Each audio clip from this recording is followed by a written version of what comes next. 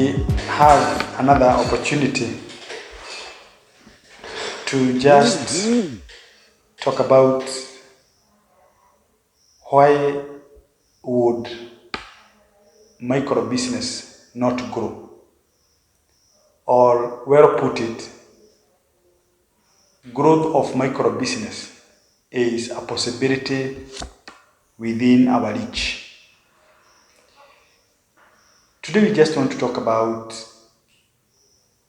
what would be the key elements that would drive a micro business to grow. We must admit that many micro businesses continue to enjoy convenience of the owners, that they will only be able to operate as far as the activity that is being done is convenient to the owner or the founder. However, today we want to ensure we bring out the key elements that would make a micro business start a journey of growing. Today I just want to talk about 5 key elements that any micro business founder should be able to take into consideration for them to start a journey of growing their business. Number 1, let's talk about what is the reason why you started the business. What service do you offer to the customer? And let's call it the universe of your business and the value proposition that you offer the customer. It is high time for you to sit down with a pen and a paper and ask yourself, what is that thing that you opened your business to offer to the customer? And let us put it the other way around. Every business is usually there to solve a very specific problem. Can you define the problem that your business is solving on a day-to-day basis to someone else? And that is what you need to call a value proposition. If you only woke up and saw someone learning a business and you felt like it is very fancy to do the same, then you are just copying what someone else or what you saw someone else doing. If you cannot be able to define the real problem you are solving to your customers, then you have a very big disconnect on what is happening for your business. On the same, you go ahead and ask yourself, how many people do you think are interested with your solution for the problem that you are solving? When you try to start getting that number, then you start becoming clearer that the type of business you are doing has an ability of growing. Let's talk about item number 2. You have already understood that there is a very good number of people who are interested with your business solution. So item number 2 is define the route to your customer. Can you be able to say how you intend, or the possible route? And you may not have one route, they can even be 5 routes on how you will reach your customer. I will give an example. You might be selling a grocery, and a grocery sells fresh produce to some households. Maybe your route to customer would be the soldier that is always there at the door or at the gate and can be able to pass the word aloud for yourself. That could be one of the best route to your customer. A soldier is someone who is very trusted by the residentials, and it is high time then you imagine if you have clear connection with that soldier, don't you think they can sell your business to the residents of that flat? You might not have only one route to customer, and that's why the main work for you is to keep on evaluating these options that you have. Item number 3 is the issue of customer journey. When we talk about customer journey, this is clearly defining how does a customer get to be served? From the point you get an inquiry from the customer to the point that you fulfill the order up to when the customer says thank you. I am now very clear. I have gotten what I wanted. What does that one mean? That if you do not have a way you have defined that whenever a customer comes to your business, they should be able to know or predict the path that their request will take, then there is a problem. I will give one example. Today, if you go to a hotel and you really want, anytime you go to a hotel, you just want either to take some drink or you want to take some food. Then you sit on a table and 3 to 5 minutes down the line, no one has even spoken to you.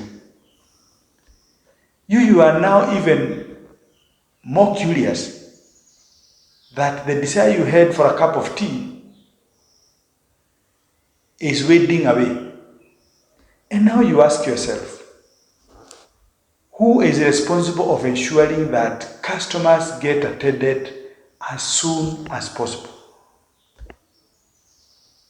Sometimes you even try to put an alarm to the waiter, but no one is looking at you.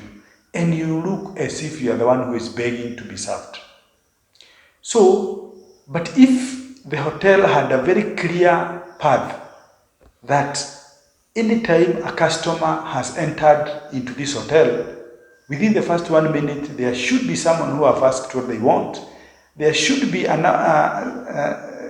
clear period when they are expected to be served from the time they have given their order, and so on and so forth. This is an opportunity for you to be able to make your customer happy, and that is what we call it a customer journey.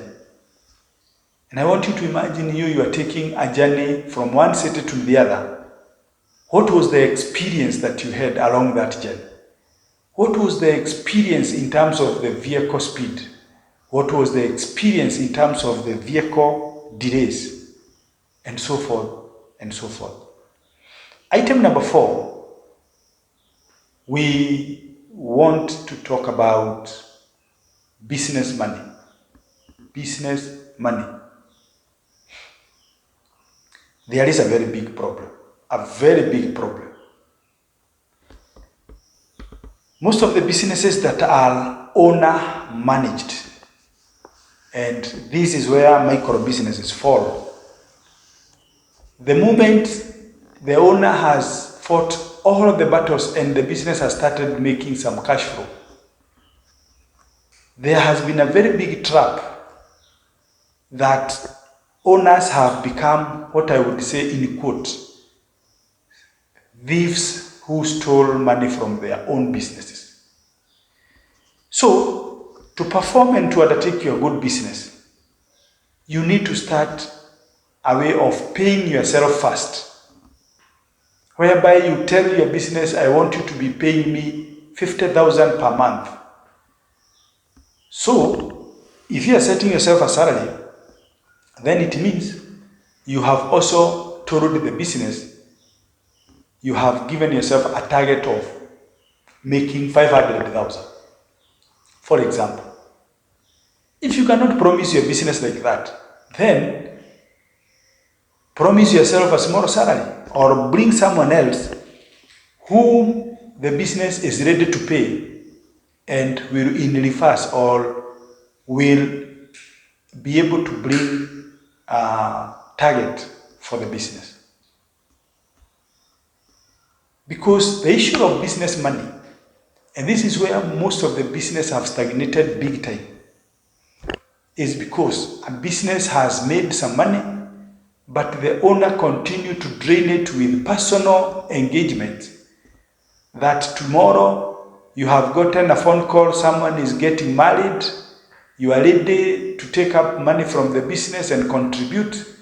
The other day, someone have told you that they want a harabe, you rush to take money from your business. The other time, you feel that you have a birthday of your child and you just want to go overboard because that day the business was able to make some cash flow and so on and so forth. By the end of the day, the business reaches a point and it feels totally drained. Item number 5 is what we call the sales infrastructure. What do we mean by a sales infrastructure? The main reason or the main purpose why any business is learning is to bring money, is to make sales. And micro business, with sometimes an exception of people like hawkers, you'll find them that the fact that they have opened their business, they believe their business should be able to make or to bring in a customer. I agree the doors are open, and the fact that the doors are open, you really wonder, what does that really have to do with someone must come in and buy? And this is a very big wake-up call, that you must sit down and come up with clear activities that you will be doing to ensure that you have customers in your business. How many cold calling will you be doing? What are the main ways for you to be able to develop customer leads? And so on and so forth. And you sit down and you come up with these activities and ensure you allocate clear time frame, or even how you will be networking to ensure you bring customer leads to your business.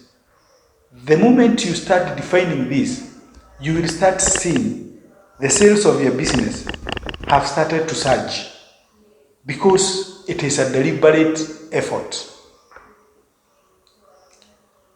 And this is one of the big reasons why businesses have been able to create a very clear difference between a growing difference and a stagnating difference business.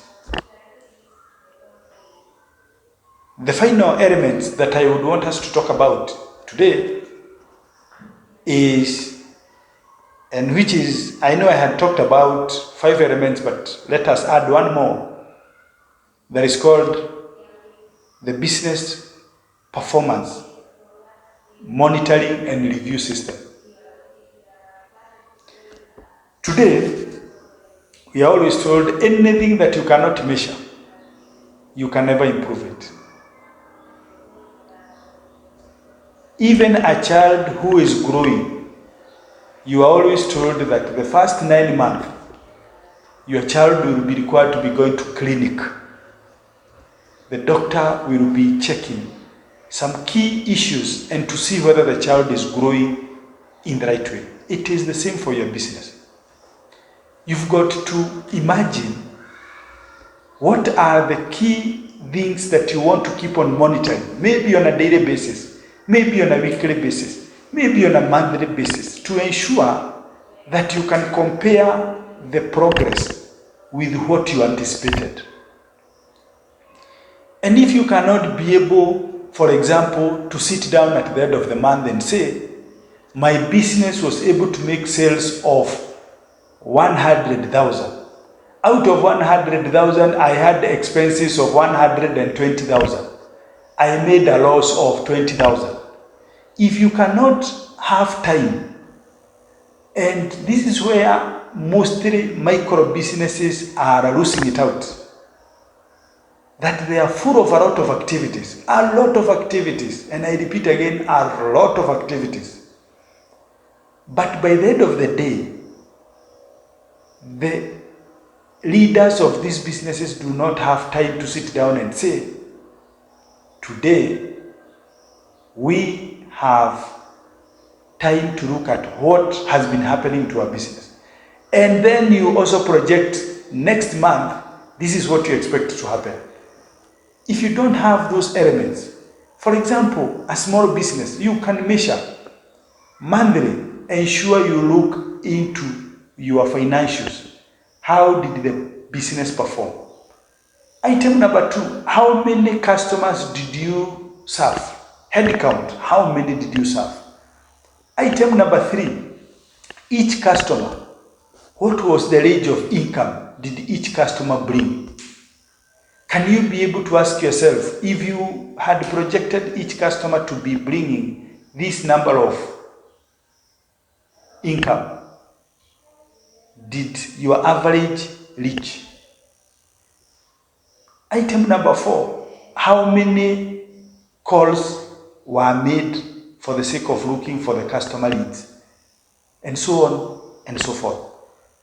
I think we can conclusively say that making or transforming your micro business from a hustle to a business that can start a journey of growing, it's a matter of creating a design. We get? There is always a shape that we know a cup look like for it to hold the liquid. It is the same. You must be able to understand the design you want to make for your micro business. That is the anchor from where your micro business will grow. I'm glad that you are growing. We've received very good feedbacks, and we will continue to give you this information to ensure that your business is growing. Entrepreneurship has become a tool and a skill for the future life. And we are no longer talking about entrepreneurship as just a way of passing time. You are in for a great skill. Let us grow it. Every business is scalable. Thank you very much.